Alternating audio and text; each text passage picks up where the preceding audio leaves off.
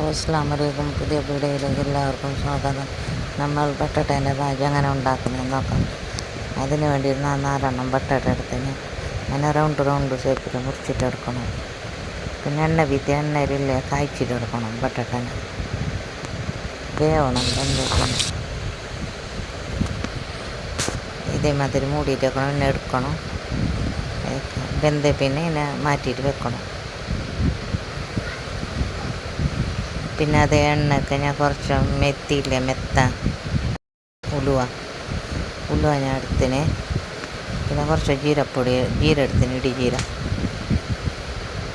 ഒരു സ്പൂൺ. പിന്നെ കുത്തിയ മുളകില്ലേ അതെടുത്തിന് 1 സ്പൂണ്, വലിയ സ്പൂണിൽ 1 സ്പൂൺ.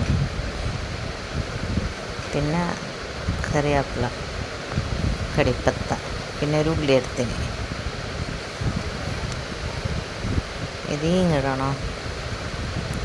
പെരുംജീരകം, കായപ്പൊടി ഇടണം. പിന്നെ ഉള്ളി ഇതായ പിന്നെ തമ്പട്ടർ ഇട്ടാൽ കായ്. പിന്നെ മുളക് പൊടി, മഞ്ഞൾപ്പൊടി, ഉപ്പിടണം. അതിനായിട്ട് മിക്സ് ആക്കണം.